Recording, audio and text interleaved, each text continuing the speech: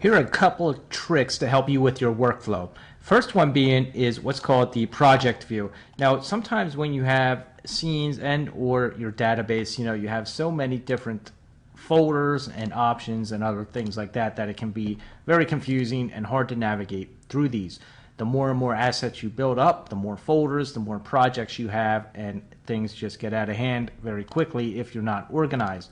One thing that you can do to help this is that you can use what's called the project view, and sometimes it's advantageous using this and keeping all of your assets within one project and or project hierarchy.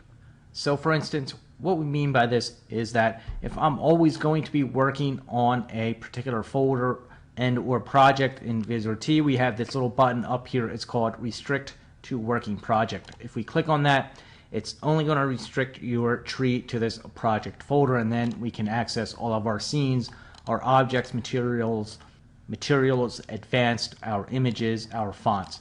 Granted, if we had all those assets in this folder, they'd be right there. You can still add subfolders into this or sub-projects if need be. So you can add a folder right there or even drag another project underneath it if need be. But the point is, you go back to the main folder. If you want to unrestrict this project view, all you need to do is hit the little button and it goes back to the full database that you have.